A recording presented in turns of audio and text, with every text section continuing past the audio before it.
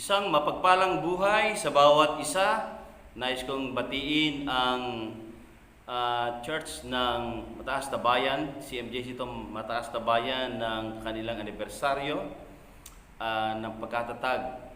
At maraming salamat sa Panginoon sapagkat ipinagkaloob sa inyo ng ating Panginoon ang pagkakataon na ito na may pagdiwang nyo ang anibersaryo na kung saan ay punong-puno ng pag-asa at pananampalataya sa bawat isa sa inyo. Purihin ang Panginoon sapagkat pinagkalooban kayo dyan ng isang napakasipag na manggagawa ng ating Panginoon sa katawan ni Pastora Telet Holgado. At talaga namang saludo tayo sa kanyang kasipagan at katiyagaan dyan sa ating church, dyan sa Mataas na Bayan. At naniniwala ako na ang pagpapala ay patuloy nilang mararanasan. Tayo po ay dadako ngayon sa pag-aaral na salita ng Diyos. Ito po ay matatagpuan natin sa 2 Korinto 6:1-4. Ang sabi po dito, yaman kami magkakasama sa gawain ng Diyos. Nakikiusap kami sa inyo na huwag ninyong sayangin ang kagandahang loob na ibinibigay sa inyo ng Diyos. Verse 2, sapagkat sinasabi niya, sa kaukulang panahon ay pinakinggan kita. Sa araw ng pagliligtas ay sinaklolohan kita. Ngayon na ang kaukulang panahon, ito na ang araw ng pagliligtas. Iniwasan naming makagawa ng anumang makahahadlang kanino man upang hindi mapulaan ang aming paglilingkod. And verse 4, sa halip sa lahat ng paraan, sinisikap naming ipakita ang aming katapatan bilang mga lingkod ng Diyos. Kami matyagang nagtiis sa lahat ng uri ng kahirapan, kapighatian at mga kagipitan. Purihin ang Panginoon sa pagbabasa at pagkarinig na kanyang banal na salita. Tayo lahat ay saglit na manalangin. Ama naming Diyos na makapangyarihan sa lahat, maraming salamat sapagkat bibigyan mo kami lagi ng pagkakataon na marinig ang mensaheng ninanais mo na may paunawa sa bawat sa amin. Tanging hiling namin na ang iyong banal na Espiritu ang patuloy na sumama sa amin at magkaloob ng karon kaalaman nito upang ito'y tumimo sa aming puso at isipan na sa gayon, ito po'y magkaroon ng kalaguan at pagbunga sa aming buhay pananampalataya. Salamat sa iyong pagsama sa pangalan ng Panginoong Hesus. Amen. So, ayon dito sa ating binasa ay ipinahayag ni Apostol Pablo ang kanyang pagnanais dito sa mga taga-Korinto na maipaunawa sa kanila ang kahalagahan ng pagkatanggap sa ating Panginoong Hesus bilang Panginoon at tagapagligtas ng ating buhay o ng kanilang buhay, sapagkat dito sa talatang ito ay parang sinasabi ni Apostol Pablo na nababaliwala ang mensahe ng Diyos sa kanilang buhay. Kaya maigpit ang kanyang pagpapaalala dito sa mga mananampalataya dito sa Korinto. Marahil ay maaring nag-aalinlangan ang mga iba sa kanila sa mga itinuturo ni Pablo, bunga ng mga kumakalat na huwad na tagapagpahayag ng mensahe, at sila ay napaniwala ng mga ganoong mga naririnig nila, kaya nagkaroon ng pag-aalinlangan doon sa mga itinuturo ni Pablo. At maaring sila ay nakarinig ng ibang mga katuruan, kaya ito ay nagkaroon ng isang malaking epekto sa kanilang buhay. Kaya nagkaroon ng pagiging complacent ang mga mananampalataya dito sa Korinto. At ang Diyos ay nag-alok ng kaligtasan sa bawat isa, subalit meron talaga mga tao na hindi tumatanggap o hindi tinatanggap. Panginoong Hesus, maaring iniisip ng marami naman mga pagkakataon para diyan. At hindi ito ang panahon na kung kami ay sasama sa inyo, sapagkat maraming kaabalahan kami dito sa mundong ito at hindi yan ang dapat naming unahin. So maaring ganoon din ang sinasabi nila at ganoon ang maraming sinasabi ng mga tao ngayon. So maraming mga tao na kung saan ay hindi para sa kanila ay pag-aaksayan ng oras ang pakikinig na salita ng Diyos at ang paglilingkod dito. Kaya dito sa Korinto, marami rin ang tumanggi sa kanila at hindi naniwala. Kaya naman marami ang hindi nagpatuloy. Ang anumang pag-aalinlangan ay hindi magkakaroon ng pagpapahayag ng pananampalataya sa Panginoong Hesus dahil iniisip nila na wala na silang panahon para dito dahil sa kaabalahan nila sa mundong ito. Kaya ang ginawa ni Pablo, ang lahat na kanyang magagawa, okay, ginawa ni Pablo ang lahat na kanyang magagawa para makumbinsi ang lahat, sapagkat alam niya na mahalaga ito sa tao, kaya maaaring ito ipinagpipilitan niya or maaaring sa kanyang mga pagsulat ay sinasabi niya na napakahalaga na makilala nyo at maging bahagi ng buhay nyo ang Panginoong Hesus. At mahalaga din na kayo ay magamit sa pagmiministeryo. Kaya si Pablo ay minarapat niyang maging maayos ang kanyang buhay paglilingkod upang hindi siya mapulaan ng iba, sa halip ay maging mabuting halimbawa sa lahat ng kanyang mga tinuturuan. Na bagamat maraming kahirapan, sabi nga dito sa verse 4, maraming kahirapan, maraming pag-uusig, pero si Pablo ay nanatili pa rin tapat sa ating Panginoon at nagpatuloy sa paglilingkod upang mabahaginan ang bawat isa, upang maranasan din nila ang pagliligtas ng ating Panginoon. At dito nga sa anibersaryo na ating isineselebrate ay ninais namin na talagang maibahagi po sa inyo ang kahalagahan ng pagbabahagi ng salita ng Diyos. Kaya ito ay pinamagatan naming share it, let it flow. Okay. So kailangan bahagi natin at hayaan natin dumaloy, dumaloy ito. Anong dadaloy? Dumaloy ang pagpapalang mula sa Panginoon, dumaloy ang pag-ibig ng Diyos sa bawat isa.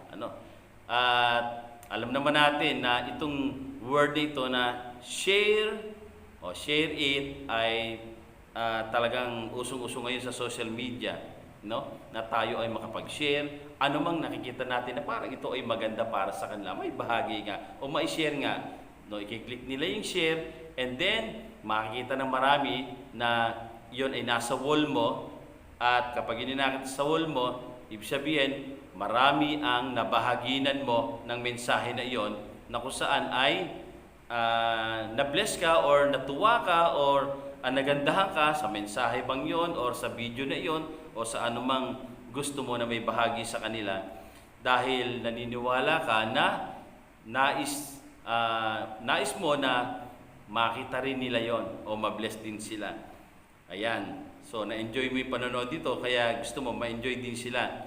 Kaya dito ay para bang kung ikaw naman ang gagawa na sarili mong kakayahan, karunungan, kagalingan, magi sa pagsayaw o sa pag-awit, ay talaga namang binibilang mo yung mga views at tinitingnan mo kung gaano na karami ang nasharean mo ng iyong talento. Di po ba?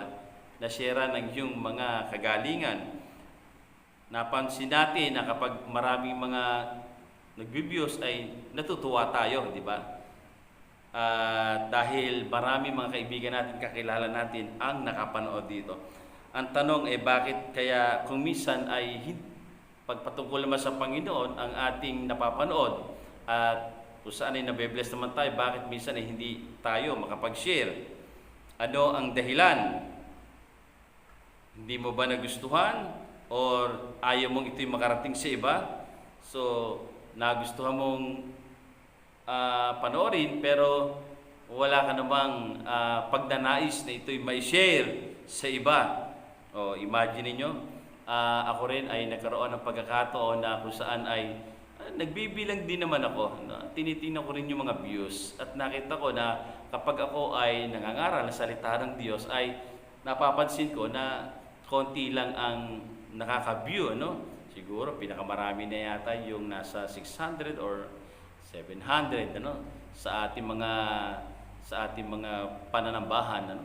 Pero alam niyo ba, nung ako'y umawit sa ating Panginoon ay mas marami ang mas ninanais na panoorin yung aking pag-awit kaysa doon sa aking pangangaral. Kaya mas maganda siguro umawit na lang ako. Sabi naman ng iba na awitin ko na lang daw yung aking pangangaral, ano. So napakahirap naman po yata noon, ano, na habang ako'y nangangaral, ako'y umaawit. Pero naniniwala pa rin tayo na kuminsan yung iba naman share ng share kahit fake na yung news na kanyang napapanood, no.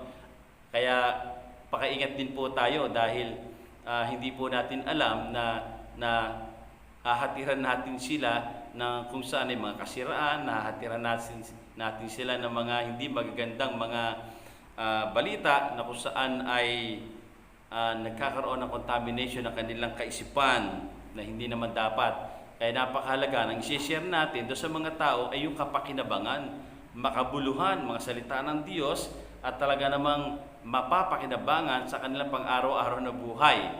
So yun yung napakahalaga na maibahagi natin sa iba. Sapagkat marami namang mga pagkakataon na tayo ay magamit ng Panginoon para ito'y maibahagi sa iba. Kapag meron tayong mga gawain dito, napakahalaga na ito ay maibahagi nyo, may share ninyo para mas marami ang makapanood dito. Ano? Kaya sabi dito, why we need to share the love of God. Ayan, bakit daw natin kailangan na i-share, ibahagi ang pag-ibig ng Diyos. Ito lang naman talagang ninanais natin, di ba? Na malaman ng marami na tunay ang pag-ibig ng ating Panginoon. Na kailangan malaman ng lahat na ang pagmamahal ng Diyos ay hindi nagmamaliw, na ang pagmamahal ng Diyos hindi kumukupas, na ang pagmamahal ng Diyos ay walang hanggan, na ang pagmamahal ng Diyos ay para sa iyo at para sa akin at para sa lahat. Kaya dapat ito ay maunawaan at maramdaman ng lahat. Kaya hindi po natin pwedeng hindi ito ibabahagi sa iba. Let us share it, let it flow. No? Kailangan ito dumaloy sa kanila.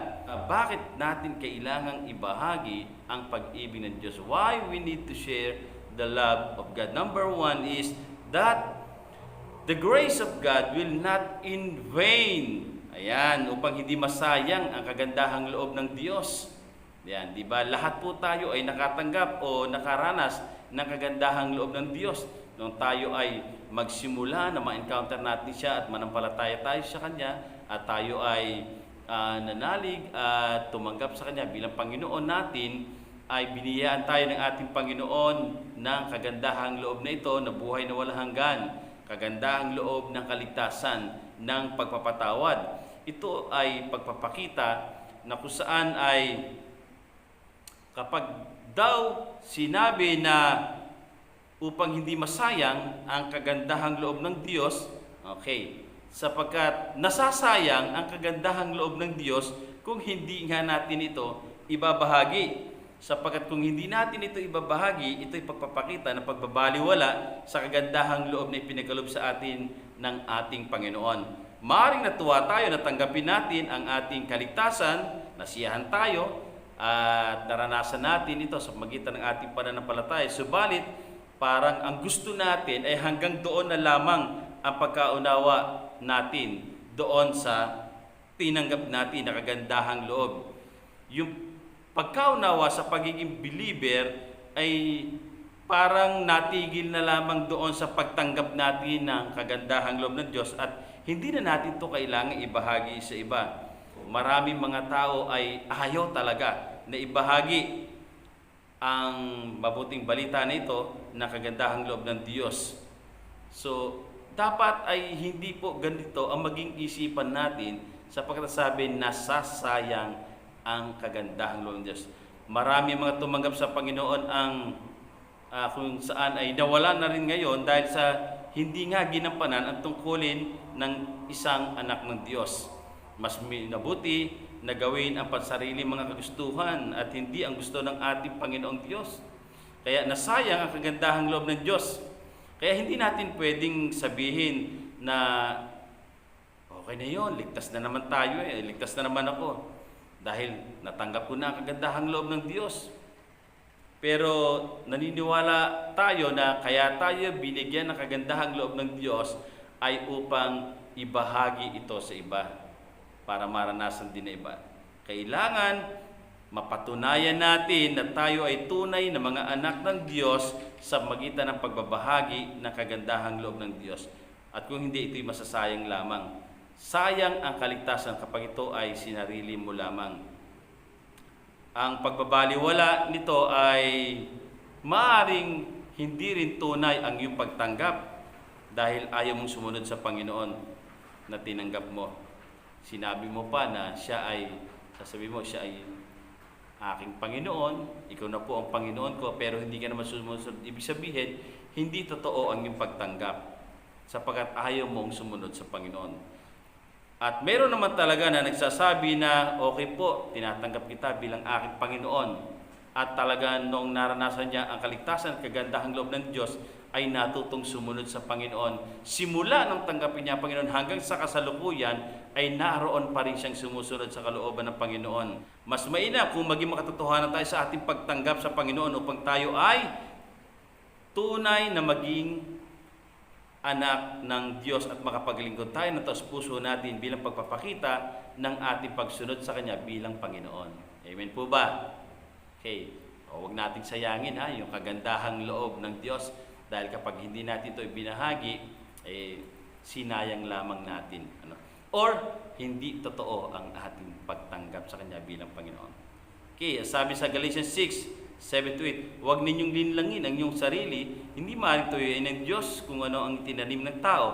Yun din ang kanyang aanihin. Ang nagtatanim para sa sarili niyang laman ay aani ng pagkabulok mula sa laman, ngunit ang nagtatanim para sa Espiritu ay aani ng buhay na walang hanggan. So hindi po natin malilinlang ang Diyos, no? Kaya alam ng Diyos kung totoo o hindi ang ating pagtanggap sa Kanya bilang Panginoon. So ngayong pandemic, so anong tinatanim mo? Mga bagay na spiritual ba?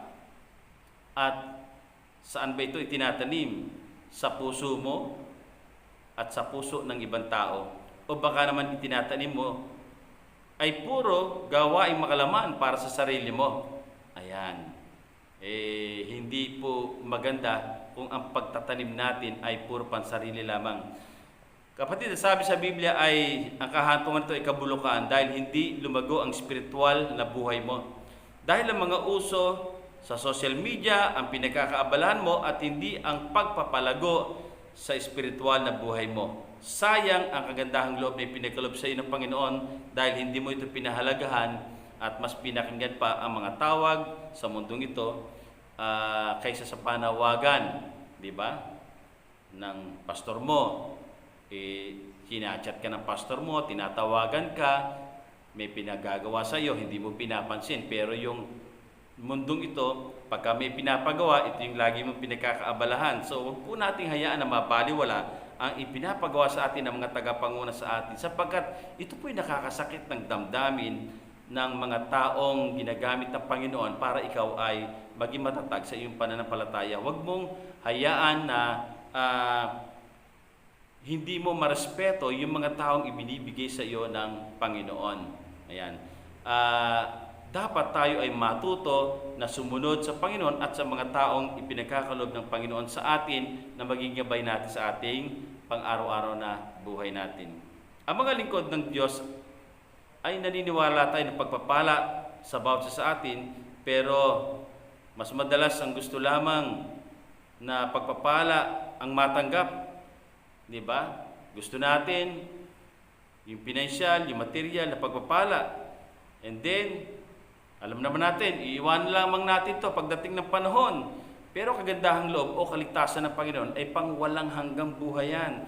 Kaya kapatid, pahalagahan natin ang pag-ibig na iniaalis sa atin ng Panginoon at huwag nating itong baliwalay sa pagitan ng hindi pagdalo sa mga gawain o pagganap sa mga tungkuling ipinagkaloob sa atin sa ating church bilang mga anak ng Diyos. Kapatid, huwag sayangin ang kagandahang loob ng Diyos. Ibahagi ito. Pangalawa, because salvation is now. Ang pagliligtas ay ngayon. So ang kaligtasan ni pinagkaloob sa iyo ay bunga ng kamatayan at muling pagkabuhay ng Panginoong Hesus. At isang dahilan kaya iniligtas tayo ay upang madama natin ang pag-ibig at kapayapaang nagmumula sa ating Panginoon. Sabi doon sa verse 2, sabi dito, sapagkat sinasabi niya sa kaukulang panahon ay pinakinggan kita. Sa araw ng pagliligtas ay sinaklolohan kita. So sa panahon na kailangan natin ang ating Panginoon Diyos ay pinakinggan tayo. Sa panahon na nakalubog tayo sa kasalanan ay iniligtas tayo ng Panginoon, pinatawad, nilinis, pinagpala ang ating buhay at ipinirana sa atin ng ating Panginoon upang malaman natin na mas mabuti ang may pagkakilala sa Panginoon at ang sumunod sa Kanya dahil dito'y makakasumpong tayo ng kapayapaan at pagpapalang nagmumula sa ating Panginoon. At kung napagpala ang ating buhay, hindi ba mas maganda kung maibahagi natin ito sa iba na alam natin Mahal natin sa buhay, ay nagnanais tayo na mapagpala din sila sa magitan ng pagbabahagi natin sa kanila ng kaligtasan, sapagkat ang kaligtasan ay ngayon. Kung tayo ay tunay na nagmamahal, mas maganda na unahin natin ang mga espiritual nilang pangangailangan, hindi yung mga material. Bakit? Dahil sabi dito sa sumunod na talata, ngayon na ang kaukulang panahon, ito na ang araw ng pagliligtas. Sapagkat hindi tayo dapat mag-aksaya ng panahon. Ito'y panahon na kung saan dapat marami ang makarinig na salita ng Diyos. Kahit mayaman pa sila, kahit marangya na yung kanilang mga buhay, kahit malalaki na ang kanilang mga bayat, meron na sila mga mamahaling sasakyan, hindi naman pasikatan ang pagtungo sa langit, kundi ang makita sila na sumusunod sa kalooban ng Diyos, dahil ang pananampalataya, ang gawa nito, ang pagsunod sa Diyos, ay ito ang pinakamahalaga sa lahat. Ang makita mo ang buhay nila na mayroong pagkakilala sa Diyos. Huwag kang matuwa kung ang pamilya mo ay yumayaman lang. Sa paningin ng Panginoon, baliwala po ang lahat ng iyon. Matuwa ka kung ang pamilya mo, kaibigan mo, ay mayroong pagkakilala sa Diyos. Ito po ang pinakamahalaga sa lahat. Ngayon ang panahon na kailangan tanggapin ng bawat sa ang kaligtasang inaalok ng Panginoon, dahil walang kasiguruhan ng araw ng kinabukasan sa mga taong walang pagkakilala sa Diyos na buhay. Kaya ngayon ang panahon na maibahagi mo ito sa iba, kung tunay sa puso mo na sumusunod ka sa ipinapagawa ng Diyos sa iyo nang tinawag ka niya at nagsimula ka sa buhay pananampalataya. Kapatid, iniligtas ka ng Panginoon, di ba? At ginawa ka niyang anak. Bakit ka ginawang anak? Dahil ang gusto ng Panginoon ay bilang anak ay sumunod ka sa kanyang ipinapagawa na magbahagi ng kaligtasan sa iba, sapagkat ngayon ang araw ng kaligtasan. At paano makapagbahagi kung ang sarili mo ay hindi magawang makasunod sa kalooban ng Diyos? Di po ba? Lagi nagdadahilan, napakatamad sa gawain ng Panginoon, lagi nakatutok sa Facebook, di man lamang makapag-share ng Word of God. Kaya kapatid, ngayon na, ilagay mo sa puso mo ang salitang share it, let it flow. So wag mong i-stuck sa puso mo ang biyaya ng ating Panginoon. Okay, so maraming kaparaanan para ito ay maibahagi. Nakatutok ka rin lamang, di ba, sa group chat, o nakatutok ka din lamang sa Facebook, di gamitin mo yan para makapagbahagi. Sapagkat kapag hindi natin nabahagi na ng mga mahal natin sa buhay, konsensya po natin na kapag napahamak ang buhay nila dahil hindi nila nakilala ang tunay na Diyos, dahil sa pagbabaliwala natin sa pagbabahagi sa bawat isa sa kanila, ay mapapahamak ang kanilang buhay, at dahil dito'y hindi dadaloy ang salita ng Diyos sa kanilang buhay. Kapatid, sabihin mo muli, share it, let it flow. Pangatlo, upang hindi mapulaan ang ating paglilingkod. Ayan. Our ministry will not be discredited. Ayan, sabi ito sa English. So itong pangatlo ito ay napakahalaga din, dahil dito natin malalaman kung tunay tayong nagmamalasakit, ayan, sa kapwa natin. Di po ba? Dahil kung iba ang nakikita sa atin ng mga tao o ng pamilya natin, at hindi ang pagpapakita ng pananampalataya o pagiging isang huwarang Kristiyano, ay mapupulaan tayo sa ating paglilingkod o sa ating buhay pananampalataya. Kaya pagsikapan po natin na may bahagi ang mga bagay na ito bilang pagpapakita na tayo ay tapat sa ministeryong ipinagkatiwala sa atin ng Panginoon. So isipin natin na tayo ay pinagkalooban tayo ng talento, ng kakayahan, ng karunungan o kaalaman, o anong mga kakayanan yon. Maaring sa pangangaral, maaring sa pag-awit, maaring sa pagsayaw, pagsamba, pagtugtog ng instrumento. Pero kapag ito hindi mo ipinagamit sa Panginoon para maluwalhati ang Panginoon at maibahagi mo ang kalakasang espiritual na ito sa iba, anong sasabihin ng ibang tao o ng kapatiran? Itong kapatid naman natin to, sinasayang lamang yung kanyang talento, sinasayang lamang ang kaloob sa kanya ng Panginoon.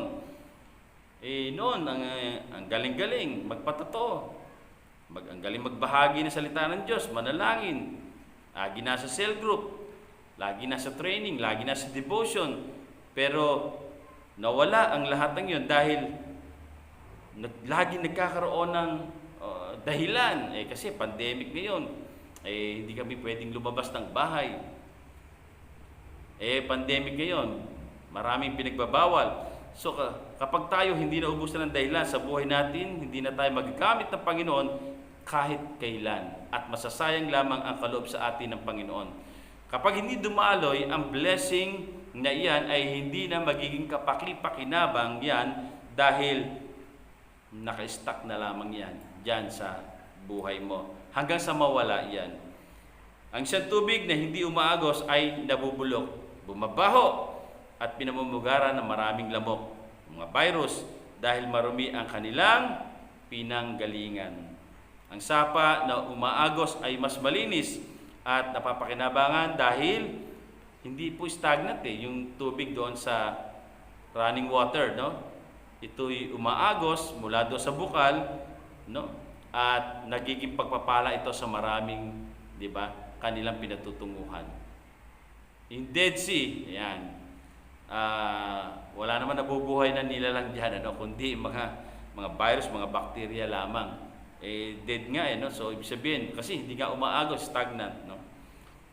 Kaya kung hindi natin papagamit ang kaalaman natin, ay masasayang lamang, walang pagbabago wala paglago sa ating pananampalataya. Sa halip ay mapupulaan lamang tayo ng ibang tao na sinasabing wala namang kabuluhan ng pagiging Kristiyano nito. Wala man lang pagmamalasakit sa gawain ng Panginoon. Di po ba? Kaya huwag nating hayaan na tayo mapulaan. Alam natin may magagawa tayo, hindi po natin ginagawa. Alam natin kaya natin, hindi naman natin ginagawa. Ibig sabihin, napupulaan tayo o nakikitaan tayo ng hindi pagsunod sa Panginoon. Kaya mas makabubuti kung magpagamit tayo, mga kapatid, sa Panginoon. Kahit maliit lamang yung kaalaman natin, itong maliit na kaalaman ito, kapag ito napagamit natin, unti-unti lumalago ito at dumadami ang ating kaalaman at nagiging kapaki-pakinabang tayo sa gawain ng ating Panginoon. Kaya kapatid, sabihin mong muli, share it, let it flow. Kapatid, huwag tayo mag-stagnant Christian. Let us have a desire to become useful Christian. Sabihin mo sa katabi mo, useful ka. Useful ka dahil nilikha ka ng Diyos na kagamit-gamit. Ano po?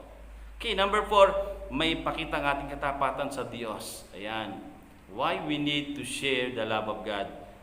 To prove ourselves as true ministers of God. Kapag nagbabahagi tayo ng pag-ibig ng Diyos, ipinapakita natin na tayo'y mga totoong lingkod ng Diyos. Naniniwala tayo na tama ang pagkatawag sa atin ng Diyos bilang lingkod ng ating Panginoon, bilang ministers of God. Dahil lahat ng mananampalataya at tumanggap sa Panginoon ay hindi lamang iniligtas ng Panginoon, kundi pangarap din ng ating Panginoon na makita ka na ginagamit sa kanyang gawain o sa kanyang ubasan bilang ministers of God. Yun ang design natin, kaya tinawag tayo ng Panginoon. Yun ang design natin, kaya tayo in-encounter o kinatagpo ng ating Panginoong Diyos upang siya'y paglingkuran. Kaya dapat tayo bilang mananampalataya, kumikilos tayo ayon sa pagkatawag sa atin ng Panginoon, dahil kung hindi natin gagawin ng mga bagay na magpaparangal sa Diyos, ay ang kaaway ang gagamit sa atin para sikilin ng iglesia, patayin ang iglesia ng Panginoon.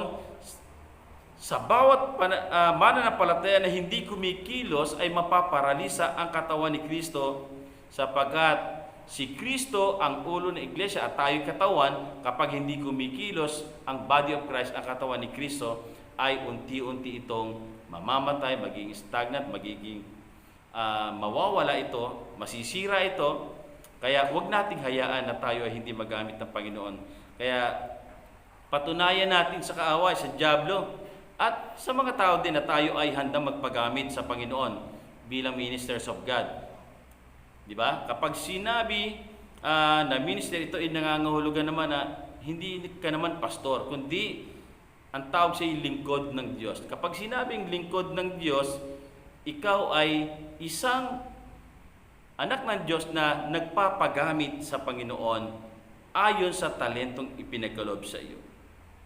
At alam ng Diyos kung ano o hanggang saan ang magagawa natin, kaya ito'y nagagawa natin dahil alam nating ito'y pinagkatiwala sa atin ayon sa ating kakayanan. Amen po ba? Huwag nating hayaang abalahin natin ang ating sarili sa mga gawain na walang kabuluhan. Huwag nating sabihin, wala akong panahon dyan sa Panginoon, wala akong panahon dyan sa gawain, gusto ko dito lang ako sa bahay. So huwag po nating hayaan na magpakita tayo ng ganoon sa ating Panginoon. Kapatid, patunay natin na hindi nagkamali ang Diyos nang tawagin tayo nung tayo ay hanguin sa kasalanan o sa kadiliman na kung saan noong panahon na yon ang dyablo ang nagahari sa atin. Ngayon, dinala tayo sa presensya ng ating Panginoon at siya ngayon na sumasama sa atin sa makatwid habang tayo sinasamahan ng Panginoon, habang tayo pinapatubayan, pinagpapala, binibigyan ng kapayapaan, binigyan ng buhay na walang hanggan, kapatawaran. So, ano ngayon ang magiging damdamin natin sa Diyos na tumulong sa atin?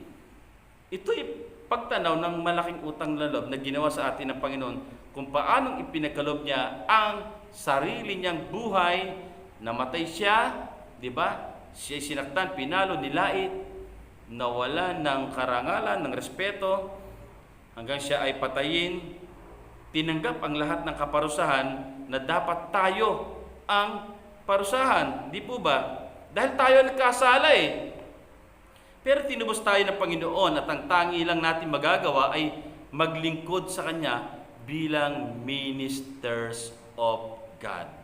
Kaya dapat huwag natin kalimutan ito dahil kapag muli tayong bumalik doon sa mga bagay na gawang kasalanan ay inaayawan natin ang paglilingkod sa Panginoon at muli nating ipinapako ang Panginoong Hesukristo doon sa krus.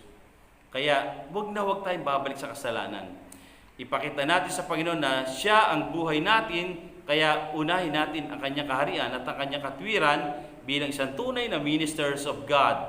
Huwag nating unahin yung ang lahat ay daragdag sa atin, yung pagpapala. Ang sabi dito, unahin natin ang kanyang kaharian at ang kanyang katwiran. Hayaan natin na siya ay magpala sa atin habang inuuna natin siya. At yung mga pagpapala na ito ay dahil sa kalooban ng Diyos. Dahil kapag inuna lang natin ay ang mga pagpapala at hindi ang kaharian, katwiran ng Diyos, iba ang magpapala sa atin. At ito yung kaaway. Ang kaaway, pagpapalain tayo para mawalay tayo sa Diyos. Gagamitin ng kaaway ang mga pagpapala niyan para ilayo tayo sa Panginoon. Kaya isipin natin baka sa kaaway na galing yan at ang dahilan yan ay kaya tayo binibigyan ng kayamanan na yan ay para tuluyan tayo mawala sa Panginoon. Kaya pag-aralan mong mabuti kung yumayaman ka na dahil sa nagpapatuloy ka sa paglilingkod at inuuna mo siya, maganda pong pagpapala yan. O yumayaman ka dahil sa nais ng dyablo na mawala ka sa paglilingkod kaya binigyan ka niya ng maraming kaabalan sa buhay, ay naku, mag-isip-isip po tayo mga kapatid. Sana ay yumayaman tayo dahil sa nais ng Panginoon na maging daluyan tayo ng pagpapala sa iba. Kaya kapatid, huwag mong hayaan na sa pagkakilala mo sa Panginoon ay tumigil na sa iyo ang kagandahang loob niya na kaligtasan sapagkat hindi ka tinawag o iniligtas ng Panginoon para maging stagnant Christian o hindi dumadalo yung pag-ibig ng Panginoon. Muli mong sabihin, share it, let it flow. Hayaan mong umagos ito papunta sa iba. Maging daloy ka ng pagpapala. Huwag mong pigilan ang pag-agos Huwag mong harangan ang pagpapala para sa iba. Huwag kang maging dahilan para mapahamak ang iba. Kaya ka nakakilala sa Panginoon dahil mayroon mga tao na kung saan ay nagbahagi nito sa iyo dahil nagpagamit sila sa Panginoon. Kapag hindi ka nagpagamit sa Panginoon, gagamitin ka ng kaaway para sabihin sa iyo, okay lang na maging Kristiyano ka, pero wag mo na itong ibahagi sa iba. Kasi, parang hindi na kayo madagdagan. Gusto ba natin yon? Okay lang daw sa Diablo na maging Kristiyano tayo, pero wag na raw tayo magbahagi sa iba.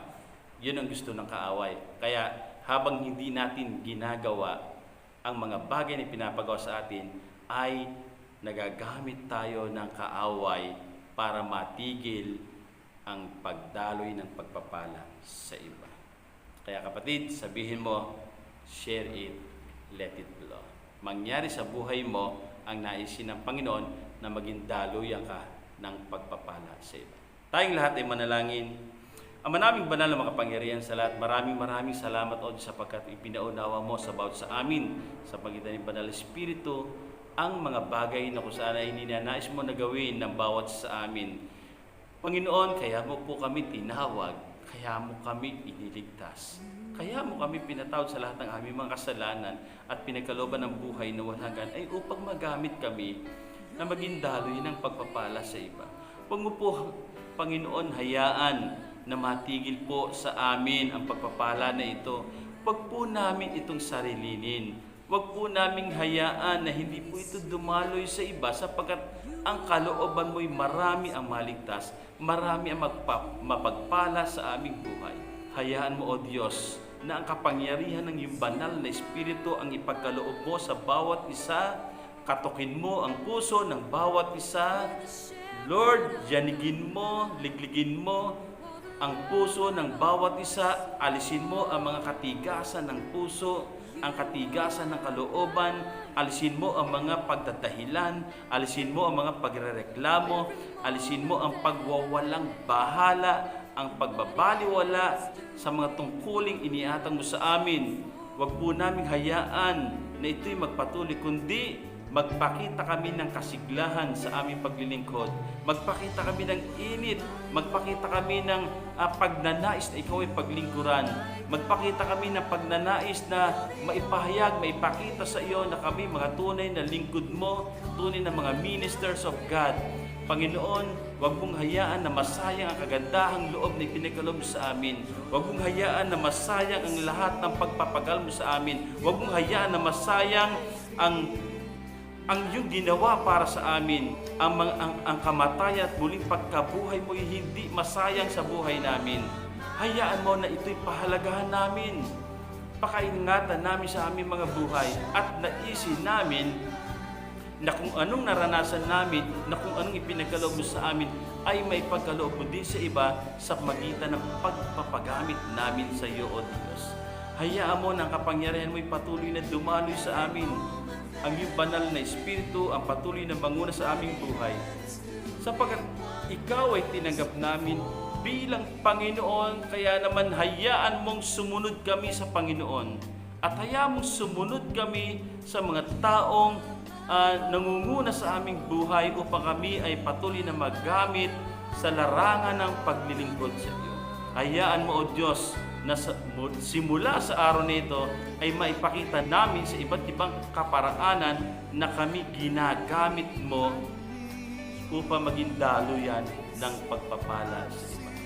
Panginoon, maraming salamat. Pagpalain mo ang bawat sa hindi lamang, O Diyos, ang CMJC dito sa Lemery, kundi ang lahat po, Panginoon, ng CMJC family ay patuloy mong pangunahan at patuloy mong gamitin upang maging daluyan ng pagpapala, ng pag-ibig, ng kaligtasan, ng kapayapaan, ng kalakasan sa bawat taong aming nakakasalamuha.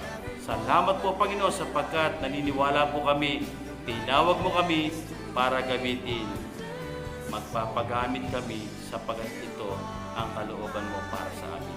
Salamat po, Panginoon, sa iyong kapurihan, karangalan, kadakilan, sa pangalan ng Panginoon Jesus. Amen. Amen. God bless you all and to God be the glory.